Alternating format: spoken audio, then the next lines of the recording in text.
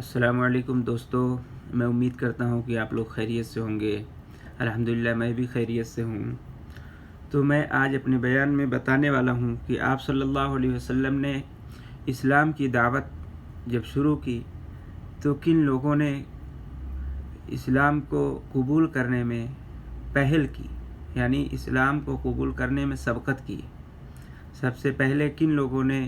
صحابہ کرام میں سے کون کون صحابہ ہیں جنہوں نے اسلام کو پہلے قبول کیا؟ تو جب نبی کریم صلی اللہ علیہ وسلم نے اسلام کی دعوت دی تو ہر قبیلے سے کچھ لوگ آپ کی طرف آئے اور دعوت پر لبیک کہا، اور انہی لوگوں میں سے حضرت ابو بکر صدیق رضی اللہ تعالیٰ عنہ جنہوں نے اسلام کے حاصل کرنے میں سبقت کی،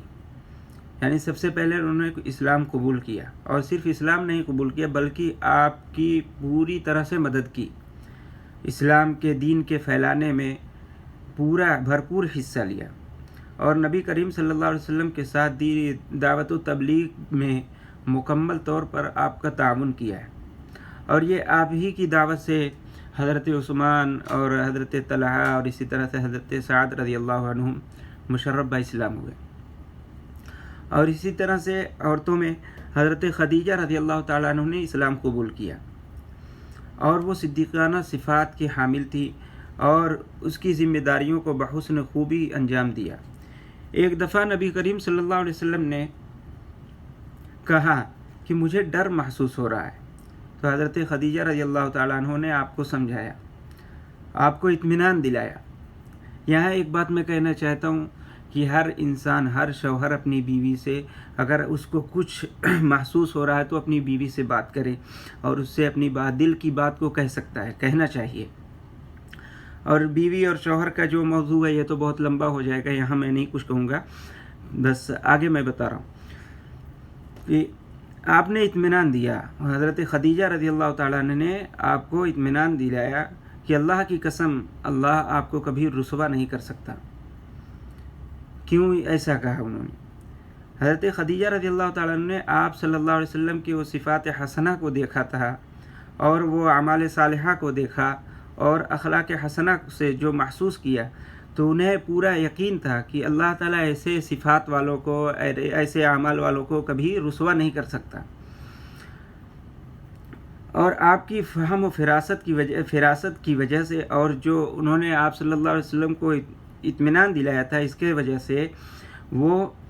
اس بات کی مستحق ہو گئی کہ اللہ تعالیٰ نے انہیں حضرت جبرائیل اور نبی کریم صلی اللہ علیہ وسلم کے ذریعہ ہدیہ سلام بھیجا۔ اور اسی طرح سے آگے ایک صحابی کا ذکر ہے کہ حضرت علی ابن ابی طالب رضی اللہ تعالیٰ عنہ ہیں، انہوں نے 8 سال کی عمر میں اسلام قبول کیا ہے، اور یہ رسول اللہ صلی اللہ علیہ وسلم کی زیر کفالت تھے۔ انہیں آپ صلی اللہ علیہ وسلم نے اپنے چچا سے قحط سالی میں مدد کی غرض سے اپنی کفالت اور تربیت میں لے لیا تھا۔ اور آگے ایک غلام کا ذکر ہے جو حضرت خدیجہ رضی اللہ تعالیٰ عنہ کے غلام ہیں، وہ حضرت زید بن حارثہ رضی اللہ تعالیٰ عنہ، انہوں نے بھی اسلام کو قبول کرنے میں سبقت کی۔ اور جب نبی کریم صلی اللہ علیہ وسلم نے حضرت خدیجہ رضی اللہ تعالیٰ عنہ سے نکاح کیا تو انہوں نے حضرت زید کو آپ کی خدمت میں ہبہ کر دیا تھا، یعنی آپ صلی اللہ علیہ وسلم سے جب حضرت خدیجہ رضی اللہ تعالیٰ عنہ کا نکاح ہوا تو حضرت خدیجہ رضی اللہ تعالیٰ عنہ نے اپنے غلام حضرت زید بن حارثہ کو حضور صلی اللہ علیہ وسلم کی خدمت میں دے دیا تھا۔ لیکن جب وہ اسلام قبول کر کے حضور صلی اللہ علیہ وسلم کی خدمت میں آ گئے تو حضرت زید بن حارثہ رضی اللہ تعالیٰ عنہ کے والد اور چچا یہ کچھ فدیہ لے کر آئے حضور صلی اللہ علیہ وسلم کی خدمت میں، اور کہا کہ یہ فدیہ لے لیجیے اور ان کو آزاد کر دیجیے۔ تو حضور صلی اللہ علیہ وسلم نے ان سے کہا کہ ٹھیک ہے، آپ یہ کہتے ہیں تو میں بھی کچھ کہتا ہوں، میری بات کو سن لو۔ تو ان لوگوں نے کہا کیا ہے؟ تو رسول اللہ صلی اللہ علیہ وسلم نے فرمایا کہ کیوں نہ کچھ ایسا کر دیا جائے کہ وہ خود مختار ہو جائے۔ تو انہوں نے کہا کیا ہے؟ تو رسول اللہ صلی اللہ علیہ وسلم نے کہا کہ میں حضرت زید کو خود مختاری دیتا ہوں، اگر وہ چاہیں تو آپ لوگوں کے ساتھ، آپ لوگوں کو اختیار کر لیں اور آپ لوگوں کے ساتھ چلے جائیں، اور وہ چاہے تو مجھے اختیار کر لیں اور میرے ساتھ رہ جائیں۔ تو اس پر حضرت زید رضی اللہ تعالیٰ عنہ کے والد اور چچا بہت خوش ہوئے اور کہا کہ یہ بہت ہی عدل و انصاف کی بات ہے اور ایسا ہی ہونا چاہیے۔ جب حضرت زید بن حارثہ رضی اللہ تعالیٰ عنہ کو بلایا گیا اور ان کو یہ بات بتائی گئی کہ آپ خود مختار ہیں، آپ چاہیں تو اپنے والدین کو یعنی والد اور چچا کو اختیار کر سکتے ہیں، اور آپ چاہیں تو رسول اللہ صلی اللہ علیہ وسلم کو اختیار کر سکتے ہیں۔ تو انہوں نے کہا کہ میں کبھی بھی آپ کے علاوہ کسی اور کو اختیار نہیں کر سکتا۔ تو اس بات پر ان کے والد اور چچا وہ غصہ بھی ہو گئے اور کہنے لگے کہ اے زید، تعجب ہے، تمہارا ناس ہو، تم نے غلامی کو ترجیح دی ہے آزادی پر، یعنی اگر تم میرے ساتھ مجھ کو اختیار کرتے اور میرے ساتھ چلتے تو تم آزاد ہو جاتے، لیکن تم نے رسول اللہ صلی اللہ علیہ وسلم کو اختیار کر کے غلامی کو ترجیح دیا ہے اپنی آزادی پر۔ تو اس بات پر حضرت زید رضی اللہ تعالیٰ نے فرمایا، ہاں میں نے اپنے آپ میں غلامی کو ترجیح دیا ہے، اپنے آپ پر غلامی کو ترجیح دیا ہے آزادی پر۔ وہ کیوں؟ وہ یہ کہ میں نے اپنے ساتھ ایسا حسن سلوک اور برتاؤ کبھی نہیں دیکھا، اور اس کے بعد کسی اور کو آپ پر ترجیح نہیں دے سکتا۔ جب نبی کریم صلی اللہ علیہ وسلم نے یہ معاملہ دیکھا تو آپ نے ان کے سامنے مقام حجر میں اعلان کر دیا، میں گواہ بناتا ہوں تم لوگوں کو کہ زید میرے بیٹے ہیں اور میں ان کا وارث ہوں اور وہ میرے وارث ہیں۔ جب حضرت زید رضی اللہ تعالیٰ عنہ کے والدین نے یہ منظر دیکھا تو وہ بہت خوش ہوئے اور واپس چلے گئے، اور اس واقعہ کے بعد حضرت زید بن حارثہ رضی اللہ تعالیٰ عنہ حضرت زید بن محمد کے نام سے مشہور ہو گئے۔ لوگ ان کو زید بن محمد کہتے تھے، لیکن جب اسلام آیا اور قرآن کی یہ آیت نازل ہوئی، ادعوہم لآبائہم هو اقسط عند اللہ، لوگوں کو ان کے باپ کے نام کے ساتھ پکارا کرو، یہ اللہ کی نظر میں زیادہ درست ہے۔ تو اس وقت سے لوگ انہیں زید بن حارثہ کہنے لگے۔ اور اسی طرح سے ورقہ بن نوفل بھی مشرف باسلام ہوئے اور اسی طرح سے بہت سے لوگ ایک ایک کر کے دین اسلام میں داخل ہونے لگے، اور قریش نے ان کی مخالفت نہیں کی۔ جب صرف لوگ اسلام میں داخل ہو رہے تو قریش نے اس پر مخالفت نہیں کی اور سوچا کہ یہ تھوڑے لوگ ہیں اور یہ ختم ہو جائیں گے بعد میں۔ لیکن جب رسول اللہ صلی اللہ علیہ وسلم نے ان کے بناوٹی خداؤں کا پردہ چاک کیا اور ان کے بارے میں بتایا کہ یہ کسی نفع و نقصان کے مالک نہیں ہیں، تو وہ نبی صلی اللہ علیہ وسلم کے اور صحابہ کرام رضوان اللہ تعالی علیہم اجمعین کی مخالفت پر کمر بستہ ہو گئے۔ چنانچہ اللہ تعالیٰ نے اپنے رسول اللہ صلی اللہ علیہ وسلم کی ان کے چچا ابو طالب کے ذریعہ حفاظت فرمائی، جو قریش کے ایک شریف سردار تھے۔ یہ اللہ تعالیٰ کی حکمت کا تقاضا تھا کہ اللہ تعالیٰ نے کہ ابو طالب اپنے مذہب پر باقی رہے اور ان کے فوائد غور کرنے سے ظاہر ہو سکتے۔ صحابہ کرام رضی اللہ تعالیٰ عنہ کی یہ حالت تھی کہ جو صاحب خاندان ہوتا وہ خاندان کے باعث مشرکوں کی ایذاؤں سے محفوظ رہتا، ورنہ نہیں۔ چنانچہ بہت سے صحابہ کرام کو مشرکین مکہ نے بہت ستایا اور بہت ہی ظلم و ستم ڈھایا۔ ان میں سے ایک صحابہ ہیں حضرت عمار بن یاسر رضی اللہ تعالیٰ عنہ، اور ان کی والدہ اور ان کے اہل خانہ ہیں، جنہیں شدید ترین ایذائیں دی گئی، بہت سی تکلیفوں کا انہیں سامنا کرنا پڑا۔ اور جب رسول اللہ صلی اللہ علیہ وسلم کو وہاں سے گزر ہوتا تو آپ فرماتے، اے آل یاسر صبر کرو کیونکہ تمہیں جنت کا وعدہ ہے۔ اور اسی طرح سے جب مسلمانوں کے خلاف کفار کی ایذائیں بہت زیادہ ہو گئی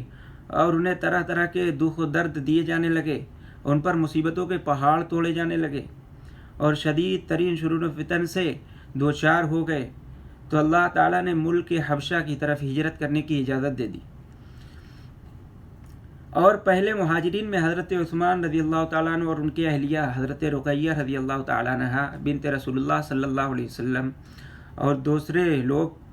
جن کی مجموعی تعداد 16 افراد پر مشتمل تھی، جن میں 12 مرد اور 4 عورتیں تھیں۔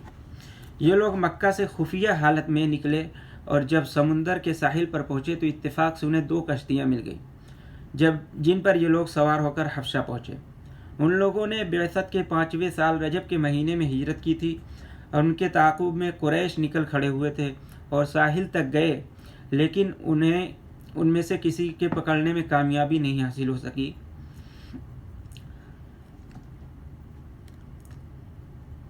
اسی طرح سے کچھ عرصے کے بعد ان مہاجرین کو اطلاع ہوئی کہ قریش مکہ نبی کریم صلی اللہ علیہ وسلم کی ایذا پہنچانے سے باز آ گئے ہیں، تو یہ سن کر وہ لوگ واپس لوٹ آئے۔ یہ لوگ جب مکہ کے قریب پہنچے تو انہیں خبر ملی کہ کفار مکہ حضرت صلی اللہ علیہ وسلم کی ایذا رسانی میں اور زیادہ شدت اختیار کر لیے ہیں اور ان کی عداوت و مخالفت شباب پر ہے۔ چنانچہ ان میں سے بعض نے مکہ میں پناہ لے کر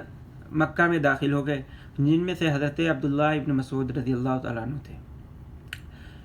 یہ لوگ نبی کریم صلی اللہ علیہ وسلم کی خدمت میں حاضر ہوئے اور سلام کیا تو آپ نے نماز کی حالت میں ہونے کی وجہ سے سلام کا جواب نہیں دیا۔ پھر جب حبشہ سے واپس آنے والوں اور دیگر مسلمانوں پر ظلم و ستم کا تشدد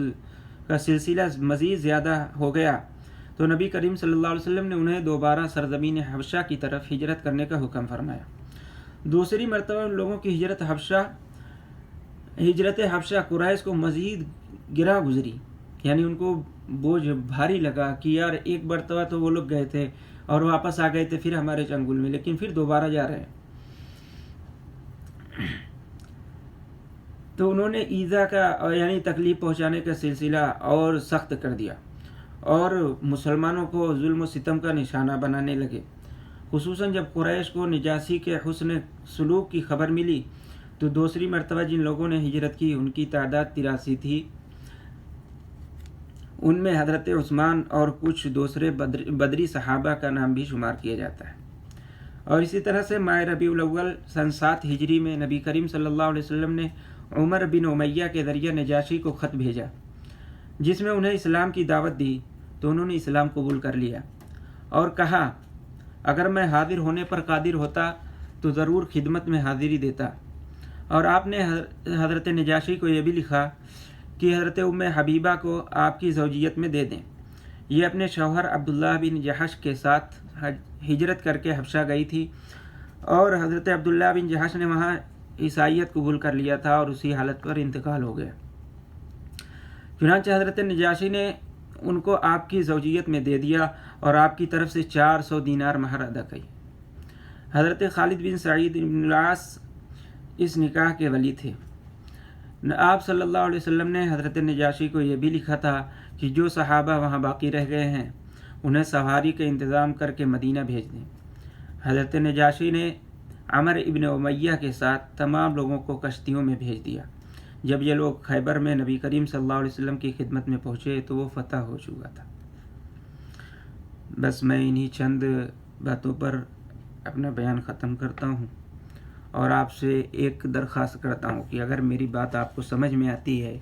اچھی لگتی ہے، تو آپ لوگ کچھ کمنٹ کر کے بتایا کریں کہ ہاں سمجھ میں آ رہا ہے نہیں آ رہا ہے، یا آپ کچھ پوچھنا چاہتے ہیں تو وہ بھی لکھ دیں، انشاءاللہ میں اس کا جواب دوں گا۔ اور آگے آپ اس کو میری ویڈیو کو لائک کریں اور میرے چینل کو سبسکرائب کریں۔ السلام علیکم ورحمۃ اللہ۔